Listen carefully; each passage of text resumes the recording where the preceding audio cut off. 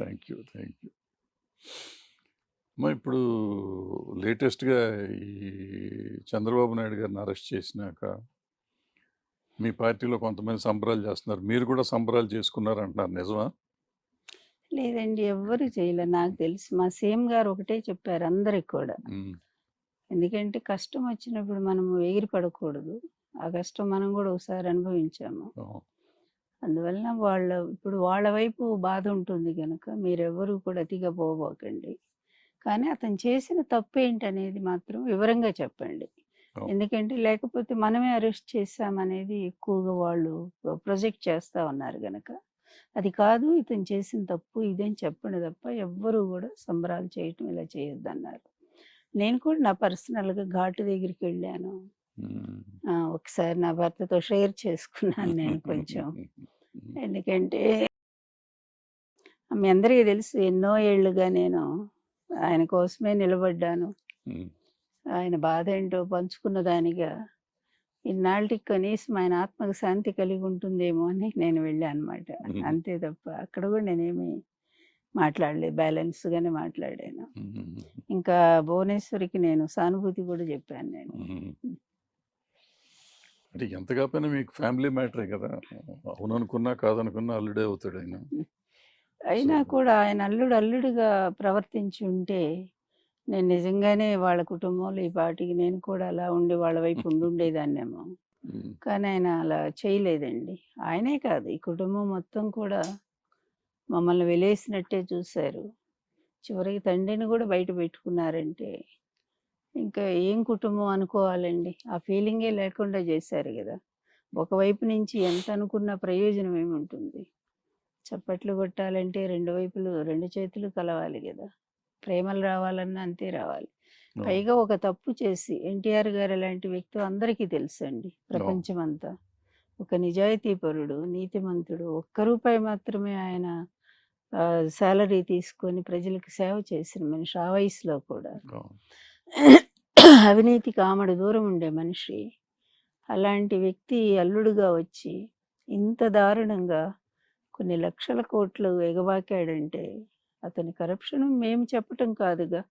ప్రపంచం అంతా ఈ మన టెహల్కా.com నుంచి మరి అనేక సంస్థలు ఆ రోజుల్లో కమ్యూనిస్టులు గూడా పుస్తకం రిలీజ్ చేశారు గదా! అవును. అవినీతి జమానా, బాబు ఖజానా, అలాగే వరల్డ్ బ్యాంకు జీతగాడు ఇలా ఎన్నో పుస్తకాలు ఆయన మీదొచ్చాయి. అవును. 20 కేసుల దాకా ఆయన మీద అవినీతి మీద కేసులు పడ్డాయి. అయితే సరే మేనేజ్ చేసుకోవటంలో ఆయన దిట్ట గనక ఇన్నాళ్ళు గూడా సేవ్ అవుతూ వచ్చాడు. ఇప్పుడు కూడా ఇది రాష్ట్ర ప్రభుత్వం ఇన్వాల్వ్‌మెంట్ కాదండి. హ్మ్. తర్వాత అయింది. మొన్నయ్యారు తప్ప. అసలు మాకు తెలియని కూడా తెలీదు. నిజం చెప్పాలంటే మా ప్రభుత్వానికి కూడా తెలీదు. హ్మ్. ఎప్పుడైతే ఎందుకంటే ఈ 2018లోనే ఇది జీఎస్టీ వాళ్ళు, అదేవిధంగా ఐటీ వాళ్ళు అప్పుడు ప్రభుత్వానికి లేఖ రాశారు. హ్మ్. పూనాలో దొరికిపోయాడతను. అవును. అందువల్ల ఇట్లా ఏవో అవకతవకలున్నాయి. మీ ప్రభుత్వం నుంచి వచ్చిన మనీ అదేంటో కనుక్కోండి. ఆయన ముఖ్యమంత్రిని గూడా వాళ్ళు బ్లేమ్ చేయలేదండి ఆ రోజు. హ్మ్. ఇది ఇట్లా జరిగింది. ఆ డబ్బు ఎటు పోయిందో తెలియట్లేదు. ఆంధ్రప్రదేశ్ నుంచి వచ్చింది డబ్బు. కొంచెం మీరు ఎంక్వైరీ చేయండంటే, అతను వెంటనే అయి పక్కన పడేయటమే కాకుండా, ఎవరైతే వా సి వాళ్ళ మీద ఐటీ వాళ్ళు ఎంక్వైరీ చేస్తున్నారో, వాళ్ళ మీద పై అధికారులకి ఆయన కంప్లెయింట్ చేయించారు. అదే హ్మ్. వ్యక్తి చేత. ఓకే. ఆ పై అధికారులు కంప్లెయింట్ చేసేసరికి అప్పుడు ఐటీ వాళ్ళకి కోపమొచ్చింది. హ్మ్. అరే! ఇంత ఓపెన్‌గా దొరికిపోయి మేము బయట పెడితే దాన్ని సరిచేయాల్సింది పోయి, హ్మ్. మా మీదే కంప్లెయింట్ చేశారని వాళ్ళు మొత్తము ఏ టు జెడ్ తీగలాగుతారే. హ్మ్. ఆ విధంగా కేసు పూర్వాపరాలన్నీ కూడా బయటికి లాగారండి. ఓహ్! అందుకని ఇన్ని వేల మంది సాక్షులు హ్మ్. ఇంతకాలం దాదాపుగా అంటే 2018 అంటే చూడండి ఇప్పటికి అవును. దాదాపు 6 సంవత్సరాలుగా వాళ్ళు ఆ కేసు పూర్వాపరాలండి ఏ టు జెడ్ మొత్తం బయటికి లాగితే 2 కేసుల్లో కూడానండి.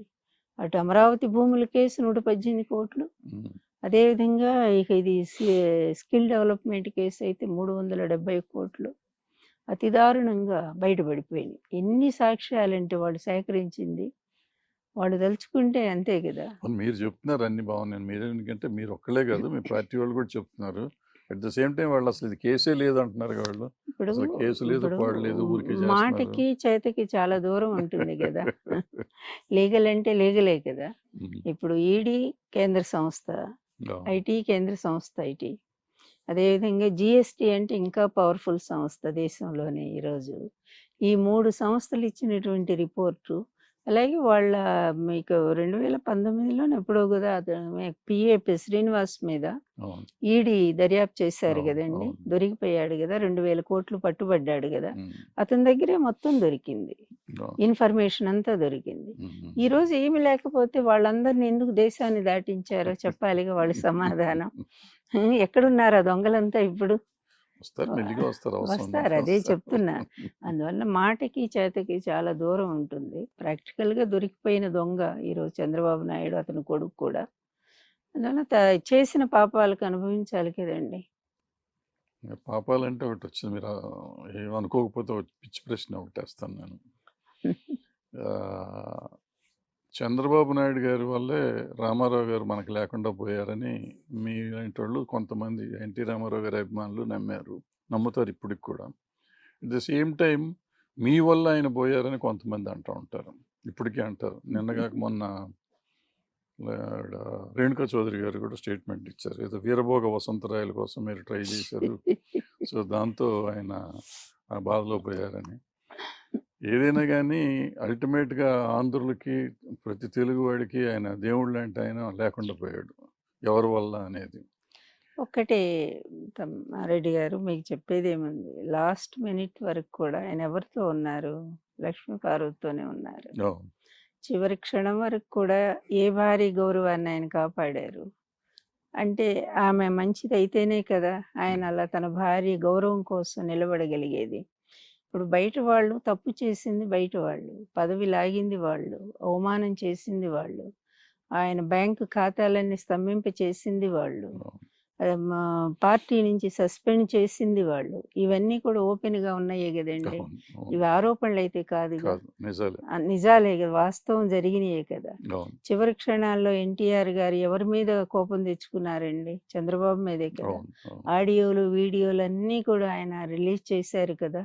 అవును. చంద్రబాబు చేసిన దుర్మార్గం ఇప్పుడైతే చాలా వైరల్ అయి తిరుగుతా ఉంది అవును, సోషల్ ఇప్పుడు మీడియా. ధర్మపీఠం నేను ఆయన ఉన్నాను, అప్పుడు మాట్లాడిన ధర్మపీఠం మాటలు, చేశాం కదా, మీరు వచ్చారు, ఆయన చేసిన అన్నారు. మాటలు, ఎక్కడైనా ఎన్టీఆర్ గారు తన భార్య గురించి ఒక్క చెడ్డ మాట చెప్పలేదు. మాట్లాడారండి? ఈమె వల్లే నాకు ఇలా నష్టం జరిగిందని ఒక్క మాట చెప్పారండి? మరి వీళ్ళు ఎంతమంది ఏం మాట్లాడితే నాకెందుకండి భరద్వాజ్ గారు? అసలైన మనం ఎవరినైతే దేవుళ్ళలాగా చూస్తున్నామో, ఎవరినైతే అభిమానిస్తున్నామో, ఆ వ్యక్తి నా భార్య దేవత లాంటిదని చెప్పినప్పుడు ఆ సర్టిఫికేట్ ముందు వీళ్ళు మాట్లాడే మాటలు ఎంతండి? అందుకే వీళ్ళు ఎవరిని నేను లెక్క చేయదలుచుకోలేదండి.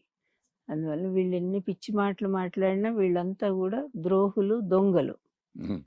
దొంగలు మాట్లాడే మాటలకు విలువ ఉంటుందా? వెన్నుపోటుదారులు మాట్లాడే మాటలకు విలువ ఉంటుందా? చివరి క్షణం వరకు నేను ఆయన్ని నమ్మాను, ఆయన నన్ను నమ్మారు. మా ఇద్దరి జీవితం అలా ముడిపడిపోయింది. నేను వచ్చాక ఆయన కలిసి వచ్చిందని ఎంతో నమ్మారు. అలాగే ఆయన ఆశయాల అడుగుజాడల్లో ఒక్క రూపాయి నేను ఎప్పుడైనా ఎవరి దగ్గరైనా తీసుకున్నానండి? ఎవరైనా ఒక్కళ్ళు చెప్పగలరా అసలు? దయాకర ఏదో వడ్డాణం ఇస్తే మంత్రి స్థానం మీరు చెప్పారు. దుర్మార్గుడు. నేను అందుకే కేసీఆర్కి కూడా లెటర్ రాశానండి.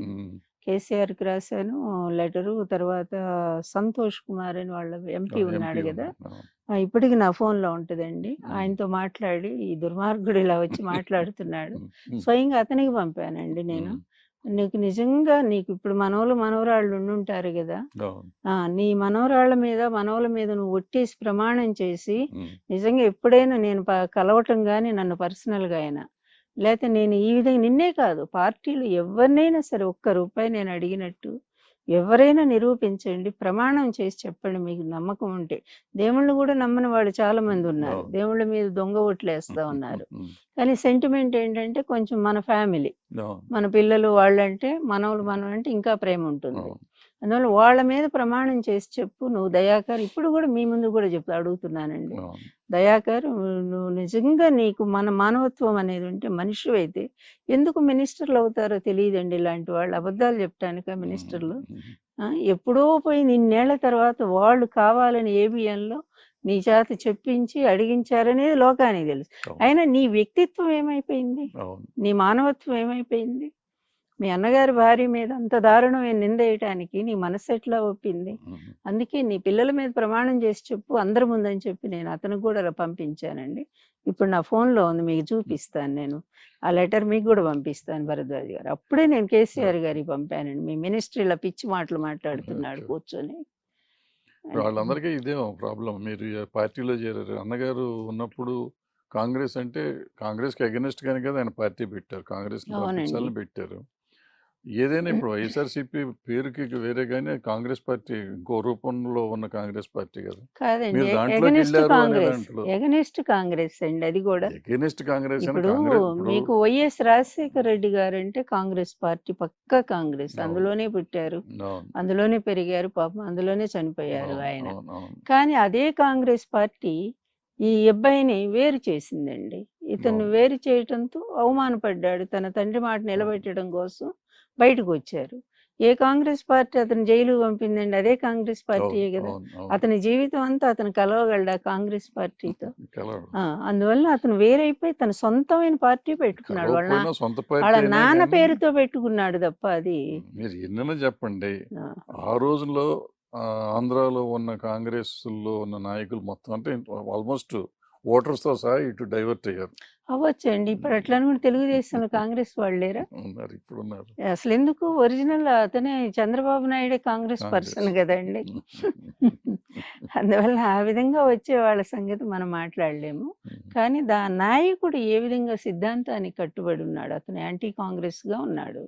అతను ఈరోజు బీజేపీ చాలా ఇదిగా ఉన్నాడు అనుకూలంగా. అంటే అట్లా అని ఏదో పార్టీ పరంగా గాదండి. ఈ రాష్ట్రాల సంబంధాల వ్యవహారంలో మోడీ గారితో అతను బాగా సన్నిహితంగా ఉన్నారు. No. ఇద్దరు బాగున్నారు. రాష్ట్ర ప్రయోజనాలను సిద్ధించుకుంటున్నారు. అందువలన అతను ఎట్లా ఉండాలో అలాగే ఉన్నాడు. అంతే తప్ప చంద్రబాబు నాయుడులాగా ఏ యాంటీ కాంగ్రెస్ అని పెట్టిన తెలుగుదేశం పార్టీ తీసుకెళ్ళి మళ్ళా రాహుల్ గాంధీ కాళ్ళ దగ్గర పెట్టాడండి అతను. ఎంత దారుణం అండి. అది No. మనం మాట్లాడాల్సింది. ఎన్టీఆర్ స్థాపించిన పార్టీ అని మీరు నమ్మితే ఇప్పుడున్న పార్టీ కూడా. But I can't believe. నేనైతే నమ్మను అది. అది ఎన్టీఆర్ గారు ఆ రోజేమన్నారు మీకు గుర్తుండే ఉంటుంది. ఎన్టీఆర్‌ని ఏ విధంగా అయితే వెన్నుపోటు పొడిచిందో ఈ పార్టీలో వీళ్ళంతా కూడా, ఈరోజు నాతో పాటే నా పార్టీ కూడా పోయిందని ఆయన ఆ రోజే చెప్పారండి.